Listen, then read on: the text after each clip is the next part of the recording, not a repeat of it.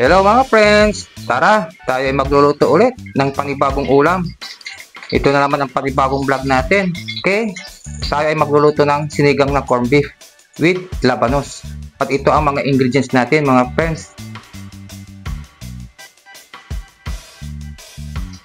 Ito, siring haba, bali 4 na piraso, mga hiniwang sibuyas, bawang. Siyempre, with labanos, gagamit tayo ng mga to. Tapos, maglalagay din tayo nito, itong mga dahon ng kangkong. Bali nahugatan na namin itong mabuti mga friends. Okay? At siyempre, ang pinaka-main ingredient natin ay ito, corned beef.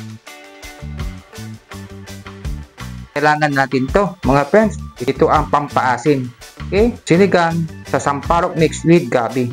Ito po ang pinaka-importante sa iluluto natin ngayon. O mga friends, umpisa na natin ang pagluluto. Here we go! Let's do it, my friend! Kailangan din para natin ito mga friends. Itong tubig, para tayo ay magigisa muna. Umpisa muna natin itong bawang. And tapos, ilalagay natin yung mga hiniwang sibuyas.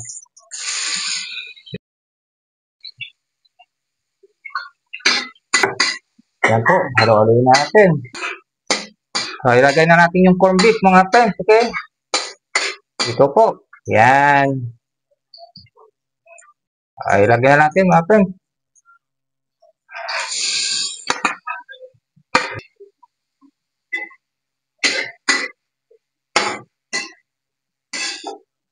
Yan nga pala mga friends, habang nagigisa tayo, huwag na naman kalimutang paki-like at paki-subscribe itong aking channel.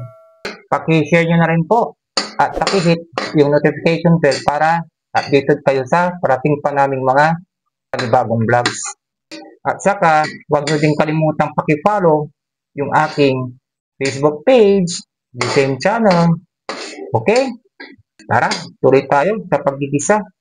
Tapos, maglalagay tayo ng tubig mga friends. Ibuhos na natin dito. Hintayin natin kumulo to. Okay?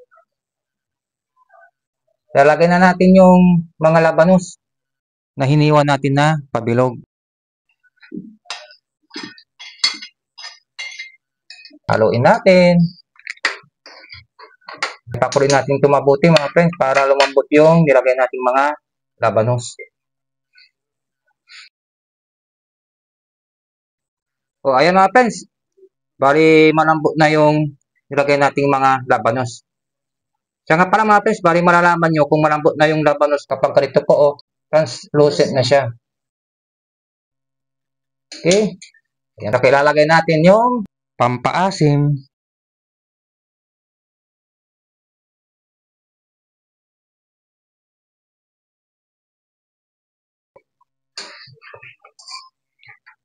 Tikman naman ni misis ko mga friends kung maasim na daw, kung pwede na. Pagdagdagan pa natin mga friends.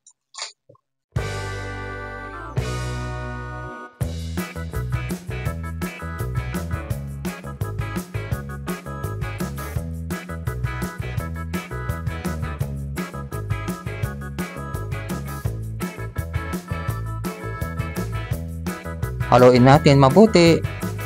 Ilalagay na natin yung mga 4 na siring haba.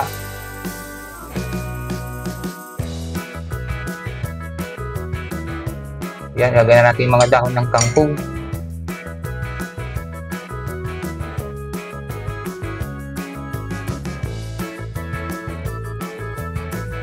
Kapag okay na to, alam nyo na kung ano ang kasunod.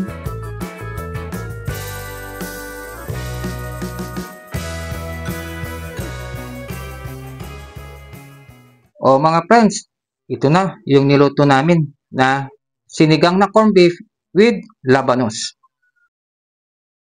Tara mga friends, tikman na natin.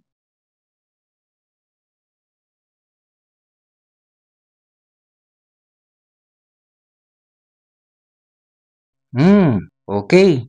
Masarap. Ayos na ayos. Tamang-tama lang ang pagkaasim. Nakapagdagdag sa sarap yung inilagay nating mga labanos. Kaya subukan nyo ding magluto ng ganito. mga friends. Sinigang na corned beef with labanos. Okay? Sigurado magugustuhan ito ng inyong pamilya at ang inyong mga kids. Masarap tong pangtanghalian o kaya panghapunan. Pwede din tong pang-almusal. O ano na mga friends? Bali makita-kits ulit tayo sa next vlog ko. Tandaan nyo, love ko kayo. Hanggang sa muli. Bye-bye!